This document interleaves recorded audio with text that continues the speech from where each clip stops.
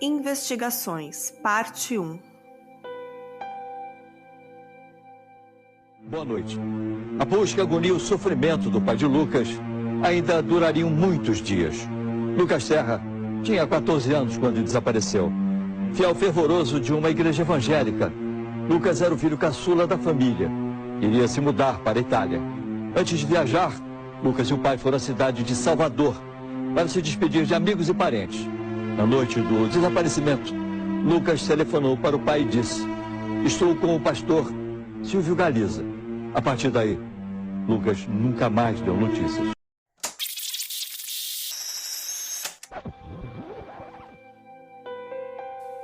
Antes de começar o episódio, vamos dar um alerta sobre possíveis gatilhos.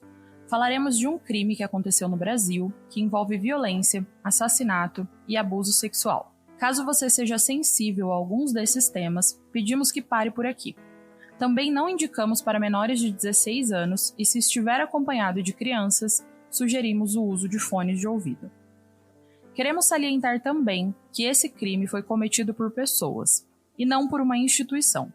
E nossa narração se refere a essas pessoas, não implicando responsabilização a qualquer instituição religiosa, mesmo que essas sejam citadas pela complexidade desse crime.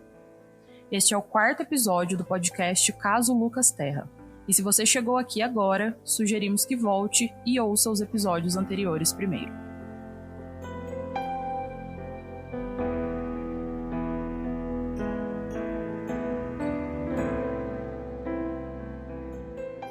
No episódio passado, conhecemos um pouco mais de Lucas e também entendemos os eventos daqueles dias, do desaparecimento à identificação do corpo, através de algumas pessoas.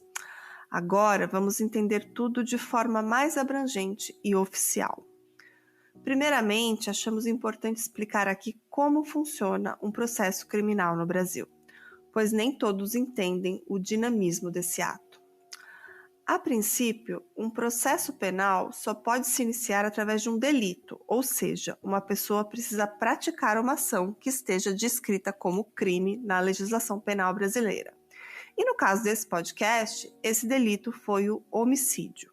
A pessoa, ao cometer um delito, deve receber uma punição do Estado, seja uma pena privativa de liberdade ou alguma medida cautelar à prisão. Então, após o delito, se inicia o inquérito policial, que pode ser um flagrante, quando o indivíduo é pego no ato da conduta delituosa, ou através de uma denúncia, que é o caso desse podcast. Então, quando chega uma denúncia à autoridade policial, se inicia o inquérito e as investigações. E após toda essa fase, o Ministério Público vai decidir se vai prosseguir ou arquivar esse inquérito. Após o prosseguimento do inquérito, se inicia toda a parte burocrática, que não cabe ser explicada nos mínimos detalhes, pois não somos advogadas para explicar isso com clareza, mas é toda a parte dos depoimentos, testemunhas, declarações, acareações, interrogatórios, recursos, até chegar ao julgamento e à sentença. Então, nesse episódio, vamos passar por essas fases e descobrir mais sobre as investigações que levaram à condenação de um dos 3 acusados do homicídio de Lucas Terra.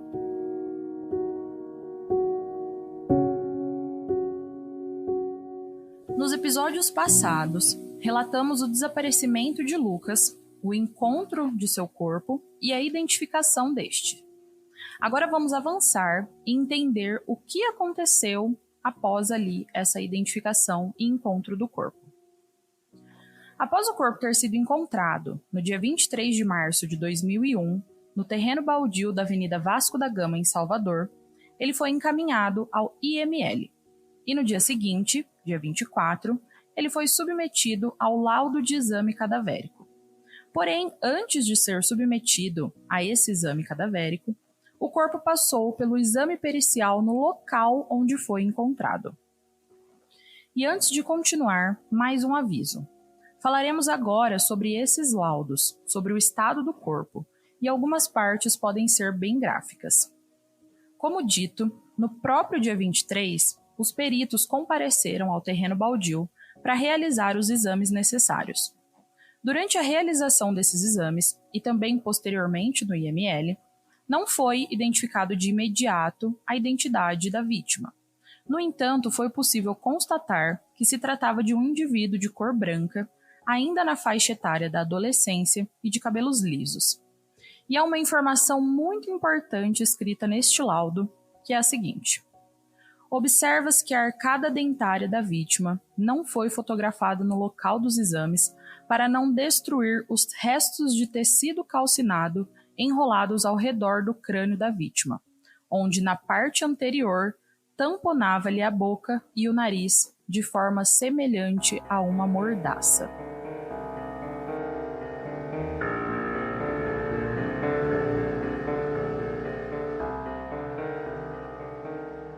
Em relação à posição do corpo, foi constatado que estava deitado, de barriga para cima, com as duas pernas dobradas e caída para o lado direito, com o braço direito dobrado e o braço esquerdo estendido. E estava posicionado desta forma para caber dentro de uma estrutura de madeira, o tal caixote que falaremos daqui a pouco.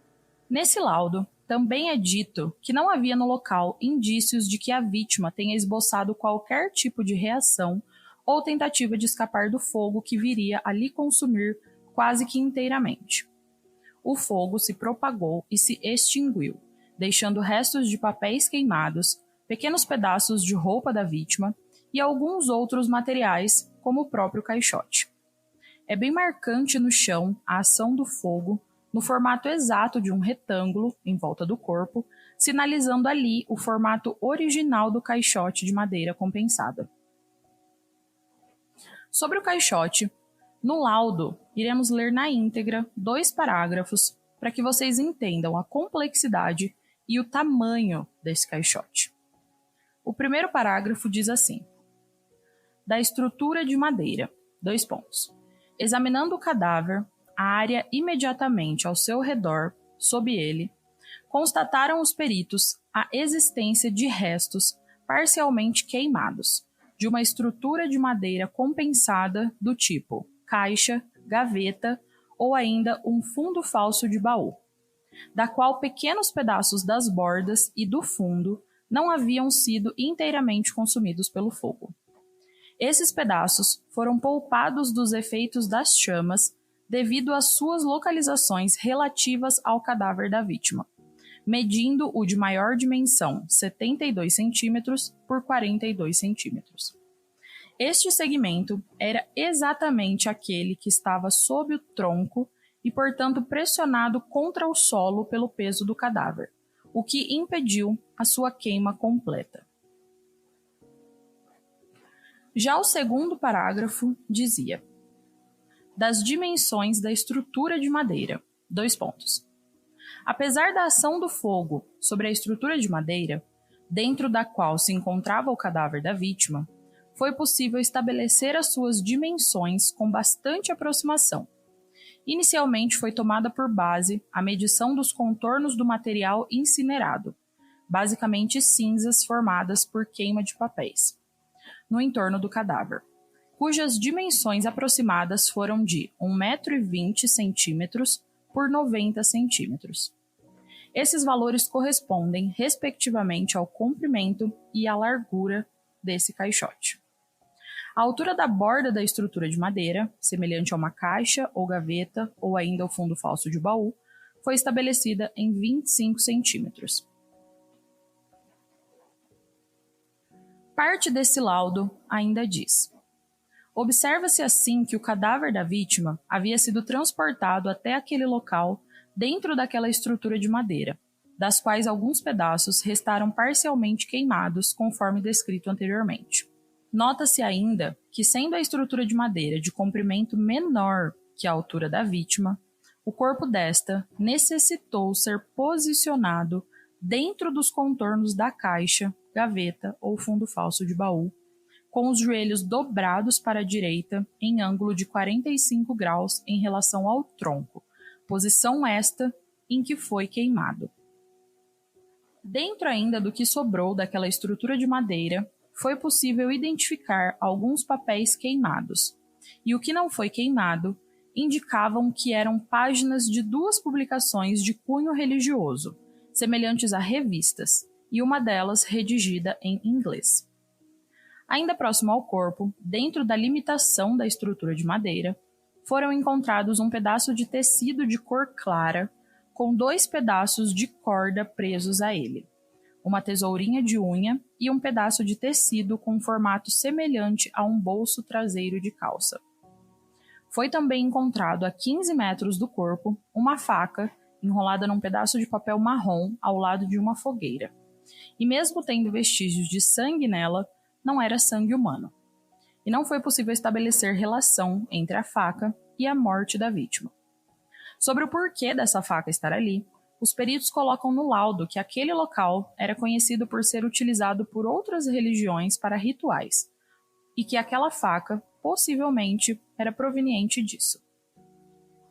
Ao final desse primeiro laudo, os peritos destacam as circunstâncias de que 1. A vítima foi morta ou posta fora de sentido em outro local e transportada amordaçada até o local onde o seu cadáver queimado foi encontrado. 2. O transporte teve como suporte uma estrutura de madeira compensada, semelhante a uma caixa, gaveta ou fundo falso de um baú e sem tampa. 3. No interior daquela caixa, gaveta ou fundo falso de baú, havia publicações de teor religioso em português e inglês, das quais alguns fragmentos não foram queimados. 4.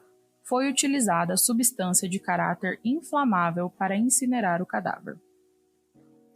Bom, após esse exame pericial no local, o corpo foi encaminhado ao IML e lá foi examinado. E desses exames surgiu um laudo, que falaremos agora. No início desse laudo, já é citado que o corpo não tinha identificação, pois lembrem-se que a identificação oficial só aconteceu 43 dias depois, e que aquele corpo teria falecido vítima de morte violenta, informando ainda que ele havia sido encontrado em decúbito dorsal, ou seja, de barriga para cima, carbonizado e em um matagal na Avenida Vasco da Gama. Sobre o exame externo, foi possível identificar que aquele cadáver estava trajando camisa de tecido sintético, de cor clara, com abotoamento frontal e bolso frontal à direita. Calça de tonalidade escura, em tecido sintético, com pregas frontais. Cinto em couro, de cor indefinida, com fivela de metal prateado e cueca de malha azul escuro, com estampa de pequenas setas brancas. Também foi encontrado tecido carbonizado sobre o nariz e a boca do cadáver. E esse tecido foi constatado ser diferente dos tecidos da camisa e da calça. Ainda sobre esse laudo, foi constatado que o cadáver estava com 80% da área corpórea carbonizada, mas que tinha os dentes conservados e que era do sexo masculino, pois a parte dos órgãos genitais estava semicarbonizados e possibilitavam essa identificação da genitália externa. O cadáver possuía a ausência de 2/3 do couro cabeludo, sendo que esse pedaço não carbonizado, preservado, estava recoberto por couro cabeludo com a presença de cabelos lisos, de tamanho médio, entre 5 e 8 centímetros. Na parte frontal do corpo, toda a pele da face, orelhas e pescoço estavam carbonizados, bem como o tórax, que tinha a pele carbonizada, a musculatura torácica e abdominal retraída pela ação térmica e as vísceras abdominais expostas. Os braços e mãos estavam completamente carbonizados e as pernas também, com exceção dos pés, que apresentavam queimaduras de 3º grau. Já a parte posterior do corpo apresentava carbonização na maior parte, com exceção do final das costas e nádegas, que apresentavam queimaduras de 1º e 2º grau, permitindo então a identificação da cor da pele do cadáver, como sendo uma pessoa branca. Sobre o exame interno, foi constatado que o crânio estava intacto, não haviam sinais de traumatismo ou fraturas ósseas, e o encéfalo estava desidratado e diminuído pela ação térmica. Os óssulos clavícula, externo e costelas estavam íntegros. Na traqueia e brônquios havia a presença de coágulos e os pulmões estavam desidratados e diminuídos pela ação térmica. Nos membros haviam fraturas ósseas, o que no laudo é justificado pela ação térmica, e o estômago estava vazio e íntegro. Os peritos que realizaram esse exame e posterior laudo em suas conclusões chegaram a estimar a idade do cadáver através dos dentes, onde obteve-se uma estimativa de idade compreendida no período de 154 a 174 meses de vida extrauterina. A idade mínima estimada era de 12 anos e 9 meses e a idade máxima estimada de 14 anos e 6 meses. Já através de exames radiológicos, o cadáver exibia estruturas ósseas compatíveis com a idade compreendida entre 13 e 16 anos. Ao final, eles indicam que a causa da morte foi carbonização, que o meio empregado na produção da lesão mortal foi o fogo, que houve um emprego de meio cruel que resultou na morte e que o recurso fogo dificultou a defesa da vítima. Em conclusão, eles disseram que aquele cadáver foi morto pela ação do fogo. E se uma pessoa morre pela ação do fogo, significa que antes desse fogo ela estava viva.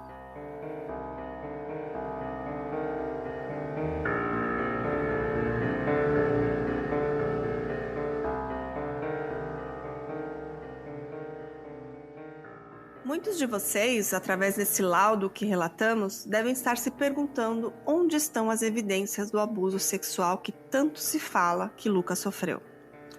Mas precisamos relatar que aqui, nesse início de processo, em 2001, há 2 fatores para que não se fale tanto em abuso sexual, e eles são: primeiro, porque em 2001 não existia a tipificação de estupro masculino.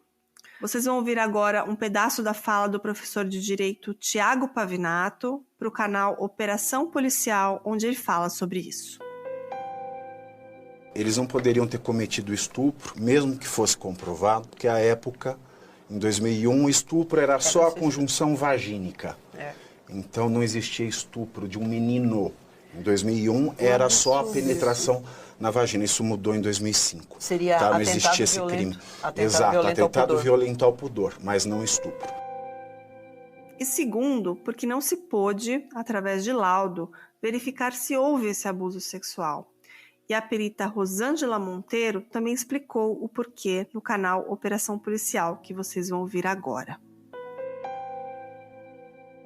Também não foi possível, constatar se houve violência sexual ou não. Porque como que a gente observa a violência sexual? Claro, no exame da região genital, mas não só disso. Também no corpo, porque o estupro ou a violência sexual, gente, ela deixa outras marcas que não só aquelas da região genital. Tá? Só que isso está nas partes moles, que nós chamamos, não está nos ossos. Então, se eu tenho todo o corpo carbonizado, eu não tenho mais partes moles, músculo, nervo, pele, E, infelizmente, no caso do Lucas, não havia. Então, não foi possível também constatar a violência sexual. Porque, às vezes, a gente não tem nem na região genital, mas a gente tem ferimentos, lesões específicas em caso de estupro. Porque uma pessoa que está sendo estuprada, se ela não estiver inconsciente, ela vai lutar contra isso. Então, o fato de você segurar a vítima em determinadas partes do corpo identifica também a violência sexual. Então, não é só na região genital. Infelizmente, as condições do corpo não permitiram isso. O que sabemos, com a certeza dos fatos, através dos laudos elaborados pelos peritos, é que Lucas foi queimado dentro de um caixote na Avenida Vasco da Gama. Mas isso, pelo menos pra gente, levanta mais perguntas do que respostas. Quem colocou o Lucas nessa caixa? Quem carregou essa caixa até o terreno baldio? Será que somente uma pessoa conseguiria levar Lucas dentro da caixa até lá? Ou isso foi o trabalho de mais de uma pessoa? E quem ateou o fogo? Uma das pessoas que entrevistamos, e que vocês já ouviram no episódio passado, nos explicou uma prática que acontece dentro da Igreja Universal do Reino de Deus, que liga alguns fatos que expomos nesses primeiros episódios. Ouçam primeiro e depois explicaremos melhor o raciocínio por trás dessa fala. Nessa instituição religiosa, eles fazem muitos votos, né? As campanhas que as pessoas escrevem seus pedidos num papel, entregam. E eu já participei desses rituais, onde a gente pega justamente um saco, né? Uma caixa ou um caixote, a depender da quantidade de pedidos, envelopes e coisas que aquela campanha envolveu, né? Trabalha muito com esses pontos de contato. A gente leva ou para uma praia, ou para um monte, que aqui tem muitos montes ali no Abaeté, né? Lugares mais desertos, ou terrenos assim, para que todos, de mãos dadas ao redor, comecem a orar, enquanto o caixote, o saco, o recipiente que está todos esses pedidos, envelopes, eles sejam queimados. E aí, usando alusões bíblicas, para dizer que aquela fumaça está subindo e Deus está cheirando aqueles pedidos, aquela fumaça, aqueles pedidos, e vai responder. Isso é um ritual corriqueiro nessa instituição. Em algumas outras também evangélicas também fazem isso, mas elas fazem muito. Tanto é que uma das campanhas delas chama-se Fogueira Santa. Então, a fogueira está dentro desse contexto. Então, eis aí o porquê algumas testemunhas viram uma Kombi, uma moto e um táxi. Isso acontecia muito, a depender do lugar que a gente fosse se deslocar para fazer essas queimas. Nessa fala, Tony explica o que é o ritual da Fogueira Santa, que é a queima dos pedidos, e implica dizendo que, para que essa queima aconteça, as pessoas que escreveram os pedidos têm de estar em volta do objeto que os pedidos estão dentro, orando.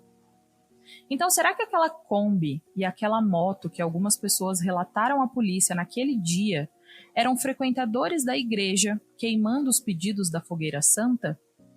E se sim, essas pessoas sabiam que ali havia mais do que somente pedidos, que na verdade havia uma pessoa dentro daquele caixote, abaixo daqueles pedidos? A investigação foi iniciada a partir do momento em que aquele corpo foi encontrado, mas ela precisava esclarecer muitos pontos antes desse evento. O corpo de Lucas foi encontrado junto a papéis queimados de cunho religioso, e Lucas foi visto pela última vez em companhia de Silvio Galiza, pastor auxiliar da Igreja Universal do Reino de Deus. Então é fácil compreender por que a família Terra e as pessoas em geral fizeram uma ligação entre a morte de Lucas e a instituição religiosa, certo? Mas a polícia não pode trabalhar com o que é somente fácil de entender e ser compreendido, e sim explorar todas as possíveis teorias baseadas em fatos, provas e evidências. Vamos ouvir a seguir uma fala do promotor Davi Galo, que foi o promotor no início do caso para o canal Operação Policial. Do início, o que nós pudemos apurar em sede policial e em sede ministerial. Ocorreu em 2001, ele era obreiro, como chamam essas pessoas que fazem trabalho religioso para a igreja que ele frequentava. E ele desenvolveu uma amizade quase paternal com essa pessoa, com o pastor, que o processo é público, todo mundo sabe, Fernando Aparecido. Chegando em Salvador, ele começou a frequentar um dos templos dessa referida igreja. E lá ele conheceu o pastor auxiliar Silvio Galiza, que logo começou a se aproximar dele e manter uma amizade que chamava a atenção das pessoas e que ele não percebia. Quando o senhor fala dele, esse ele é o Lucas Terra. Isso. A primeira coisa que queremos comentar sobre essa fala é algo que não vai ser explorado nesse episódio, pois constitui parte de uma segunda etapa desse crime, mas que é bom já dizer para que vocês se ambientem com alguns nomes. O promotor diz que Lucas tinha uma amizade quase paternal com o pastor Fernando Aparecido, então achamos bom esclarecer isso nesse momento, para que não haja confusão nos próximos episódios. Como vocês ouviram nos episódios anteriores, antes de morar em Salvador, o Lucas morava no Rio de Janeiro e lá já frequentava a Igreja Universal do Reino de Deus. E era de lá que ele conhecia o pastor Fernando Aparecido, sendo esse citado no processo pelo promotor Davi Galo como mentor espiritual de Lucas. No Rio de Janeiro, o Lucas exercia a função de obreiro, e como ele se mudaria lá para a Itália, uma carta explicando essa sua função foi enviada para a sede da igreja na Itália, para que lá ele também exercesse a função de obreiro. Porém, antes de irem para a Itália, Lucas foi para Salvador com o pai, e lá na igreja de Salvador ele não exercia a função de obreiro, pois a sua carta estava lá na Itália. E por isso, no início das investigações, e até mesmo no início das buscas pela família, é dito que o Lucas estava indo atrás do pastor Fernando para pegar a sua gravata, que significa que então ele receberia a sua titulação.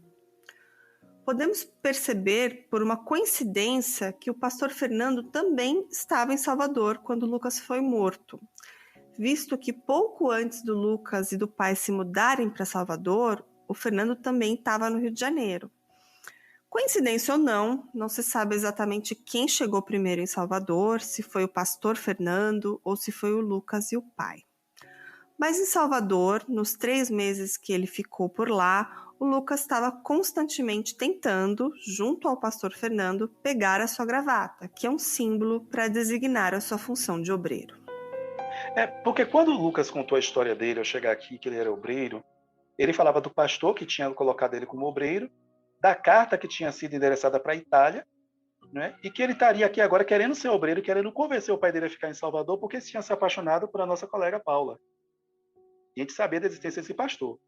A gente não sabia que o universo conspiraria tanto que esse pastor sairia do Rio de Janeiro justamente para ir para a Bahia, naquele mesmo período. Isso é uma coisa que até hoje a gente fica, meu Deus, foi coincidência? O que aconteceu? Por que tanto lugar no Brasil para esse homem ir? Por que veio parar justamente aqui? A segunda coisa que vamos comentar é a fala do promotor de que o então pastor auxiliar Silvio começou a manter uma amizade com Lucas que chamava a atenção das pessoas. Nós temos alguns relatos que diziam que o Silvio aparentava ter uma proximidade com Lucas, ou queria ter essa proximidade com Lucas. Inclusive, no último dia em que foi visto, foi o Silvio que chamou ele, tirando ele de perto dos amigos, como relatado em vários depoimentos. E como o Lucas tinha um respeito muito grande por ele e pelas autoridades dentro da igreja, muitas vezes obedecia ao Silvio Galiza. Inclusive, em uma das vezes que a gente ia escondido para um parque, né? A gente fazia muito isso. E aí Lucas, como era muito falastrão, Lucas escapou para ele. E falou que, na verdade, eles iam para o parque. Aí quando, inclusive, essa nossa amiga, que é filha deste obreiro, né, que foi o primeiro a dizer que o corpo era de Lucas, ela tentou chamar o Lucas e ele expulsou a menina, tirou a menina da igreja e disse que o Lucas não ia sair com nenhuma mulher, não. E aí, eu, como era o mais velho, né, do grupo, fui lá, né, o mais velho com 22 anos. Eu era um ancião. E aí fui lá, de cabeça erguida, mesmo me tremendo, né, que eles tinham temor dos pastores, e convenci o pastor a confiar que Lucas estaria seguro comigo. E a gente conseguiu ir. Então, para você entender mais ou menos como era o nível, né, de controle. Agora, não era só com Lucas. Naquele momento era só com Lucas. O Silvio era com Lucas. Mas outros pastores também tinham os seus prediletos e faziam essas mesmas coisas. Desde o início, através e principalmente de Carlos Terra e dos amigos e conhecidos de Lucas, Silvio Galiza foi sendo visto como um suspeito. Logo nos primeiros dias do desaparecimento do Lucas, há alguns depoimentos de que Silvio já estava se contradizendo. Vamos ouvir o Tony novamente. Na verdade, na quinta-feira, logo 24 horas depois, ainda não era propriamente uma busca como a gente fez. Era o cara tentando entender onde o filho estava, com base nas alegações do Silvio, que ele na quinta de noite ele já tinha me dito que o Silvio estava mentindo e que deu 2 versões. E na sexta, 5 horas da manhã, minha mãe me acordou ainda para acompanhar ele e nós fomos juntos lá na igreja. E quando chegou lá, o Silvio contou, segundo ele, uma terceira história. Como eu não ouvi a primeira e a segunda, eu não tinha como atestar que era uma terceira. Mas eu tive como atestar que tinha uma inverdade. Ele já falava que tinha deixado o Lucas no bairro Vale das Pedrinhas, com valor, acho que era, na época o transporte era 1,40, 1,20, para ele tomar um ônibus para voltar para Santa Cruz.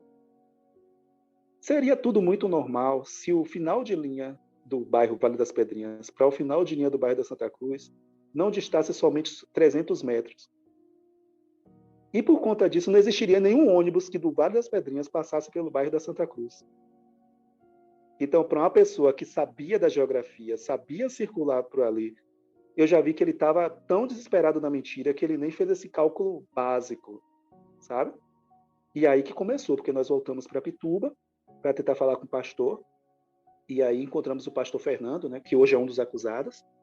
Ele nos colocou no carro junto com mais um pastor auxiliar dele, e foi no Rio Vermelho, tomou o Silvio, fez Silvio refazer o trajeto, aí no carro ele já disse que tinha deixado Lucas no final de linha, para que Lucas fosse andando até a Ceasa do Rio Vermelho, que é quase 1,5 km a pé, 10 horas da noite, para tomar um ônibus para Santa Cruz. Mais ou menos essa coisa muito louca, sendo que ele poderia circular 300 metros e chegar em casa. Silvio, então, estava dizendo que Lucas havia ido embora, seja dentro de um ônibus, seja a pé, dependendo da versão que ele contava. Mas uma coisa ainda nos chama a atenção: a ligação. Se Lucas iria para outro bairro ou ia voltar para casa, por que ele ligaria para o seu pai de um telefone público para avisar que iria fazer um propósito de oração com o pastor auxiliar Silvio Galiza? Será que seria possível rastrear essa ligação em 2001 e ver de onde o Lucas havia telefonado para o seu pai? E a resposta para essas perguntas é sim. Lucas telefonou para o celular do seu pai no dia 21 de março de 2001, às 22 horas, 9 minutos e 59 segundos. E foi possível precisar a hora porque era um celular que gravava a hora da ligação e o número que estava ligando. E através desse número, também foi possível identificar o telefone em que essa chamada foi originada. Esse telefone público era bem próximo da Igreja Universal onde o Silvio atuava, no bairro do Rio Vermelho, e onde Lucas disse ao seu pai que faria o propósito de oração. Outra questão também levantou algumas perguntas para nós, como por exemplo, é uma prática comum os pastores auxiliares e obreiros dormirem nas igrejas? Mais uma vez, o Tony nos explica um pouco mais sobre isso. Eu tenho algumas coisas que chegaram. Aí, primeiro, eu acho legal trazer esses detalhes que dizem respeito até se dormir na mesma cama. A instituição, até a época, eles não pagavam por seguranças para tomar conta da igreja. Então, quem tomava conta era o pastor auxiliar sozinho dessas igrejas, né? Que mexiam com muitos valores, que chamavam a atenção de marginais. Então, ficavam esses rapazes sozinhos dormindo nessas igrejas. A maioria das vezes, esses rapazes tinham 16 e 17 anos. E a única salvação que eles tinham era fazer amizade com os obreiros para trazer para dormir com eles. Os obreiros, quando eram chamados para dormir com o pastor, se sentiam honrados. Então, existia até uma certa competição de quem ia dormir na igreja. Tinham os números, então eles não sofriam tanto quanto a isso. Quando um pastor auxiliar, que dormia sempre nos escritórios, separado dos membros, dos obreiros que tinham que dormir nos bancos da igreja, para tomar conta da igreja, ele deixava que um obreiro entrasse para dormir com ele dentro do escritório, nossa, era a honraria das honrarias. Aquele obreiro era de confiança, você ia dormir perto do cofre da igreja. Você ia dormir trancado. E Lucas, recém-chegado, recebeu essa honraria, sabe? Esse é o contexto político interno da instituição. Que já houveram histórias de que outras coisas aconteciam? Sim. Já houveram, não foi uma, nem duas, nem três. De alguns pastores aproveitarem das situações e tentarem algum serviço, algum abuso ou espancamento. Existia, sim. Com Lucas, acho que não aconteceu nenhuma nem outra coisa, porque senão ele teria me contado. Que ele contava tudo e contou, inclusive, desse episódio. Poxa, pastor Silvio me deixou dormir lá na cama. E ele também, Lucas, me falou que eles dormiram de valete, na cama de solteiro. Eu falei, rapaz, você não caiu da cama, não? Na nossa cabeça não existia a maldade, entendeu? Quanto a isso, você estava com um pastor, você não estava com um marginal. Por esse relato de Tony, acredita-se que até o momento de ir até aquela igreja, Lucas estava confortável e não se sentia acuado nem ameaçado. Na verdade, ele provavelmente estava se sentindo honrado. Mas nessa hora, depois daquela ligação, Lucas não foi mais visto, nem realizou nenhuma outra ligação. E a próxima vez que alguém vê Lucas, ele está morto e carbonizado num terreno baldio. O que acontece nesse meio tempo para que o Lucas, um menino que se sentia honrado em estar naquele local, dormindo ao lado de um pastor, tivesse o fim trágico que ele teve?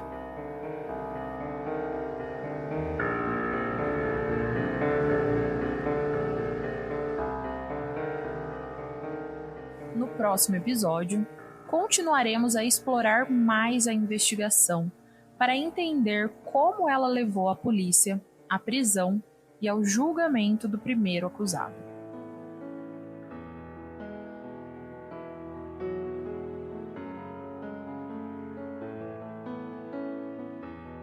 Esse projeto tem o apoio da família da vítima, mas pretende ouvir os dois lados da história. Foram consultados também a equipe jurídica da família do garoto e diversos volumes do processo, documentos públicos do julgamento e matérias de jornais e revista. Se você sabe algo sobre esse caso, tem informações importantes ou quer se pronunciar, você pode entrar em contato com a nossa equipe pelo e-mail casolucasterra@gmail.com. Esse episódio contou com a entrevista de Tony e também áudios retirados do canal Operação Policial e do programa Linha Direta da Rede Globo. Esse episódio foi escrito, dirigido e narrado por Daiane e Carla, com trilha sonora original e edição de Micael Souza. Nós estamos em diversas plataformas de podcast e você pode ajudar o nosso trabalho avaliando e compartilhando. E não esqueça de nos seguir no Instagram, que é o @casolucasterra, e se você quiser contribuir financeiramente para esse projeto, pode fazer um Pix para a chave Pix casolucasterra@gmail.com. Aguardamos vocês nos próximos capítulos. Até o próximo episódio.